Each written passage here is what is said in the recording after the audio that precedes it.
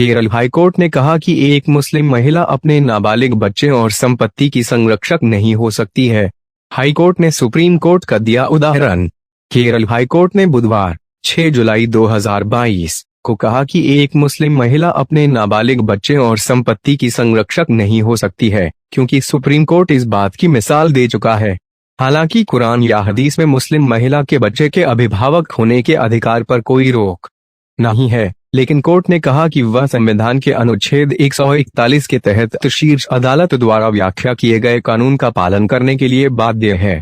Report के अनुसार न्यायमूर्ति पीबी सुरेश कुमार और न्यायमूर्ति सीएस सुधा की खंडपीठ ने कहा कि मुस्लिम महिलाओं को अभिभावक होने से रोकने वाले कानून को संविधान के अनुच्छेद 14 और 15 का उल्लंघन माना जा सकता है और इसलिए यह शून्य है, लेकिन उच्च न्यायालय इसमें नहीं जा सकता क्योंकि यह शीर्ष अदालत द्वारा निर्धारित मिसाल से बंधा हुआ है।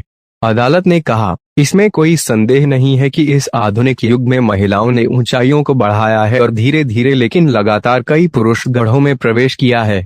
जैसा कि बताया गया है, कई इस्लामी मुल्कों या मुस्लिम बहुल देशों में राज्य की प्रमुख के रूप में महिलाएं हैं। महिलाएं भी अंतरिक्ष में अभियानों का हिस्सा रही है।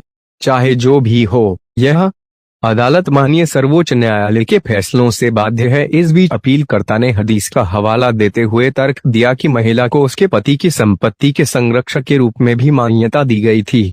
उन्होंने कहा कि कुरान या हदीस में ऐसा कुछ भी नहीं है जो एक महिला को अपने बेटे या उसकी संपत्ति का संरक्षक होने से रोकता है।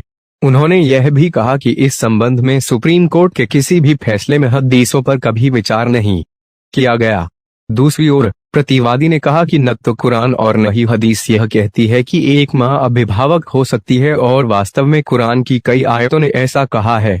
कोर्ट ने कहा कि हालांकि कुरान में विशेष रूप से यह उल्लेख नहीं किया गया है कि एक मां अभिभावक नहीं हो सकती है, लेकिन यह कोर्ट पर निर्भर नहीं है कि वह इसकी व्याख्या करे, खासकर सुप्रीम कोर्ट द्वारा लिए गए विचार के आलोक में।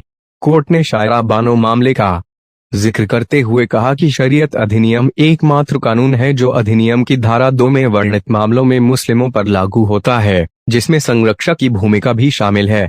याचिका एक विभाजन विलेख पर दायर की गई थी, जिसमें एक मुस्लिम मां ने अपने बेटे की संपत्ति के कानूनी अभिभावक के रूप में काम किया था।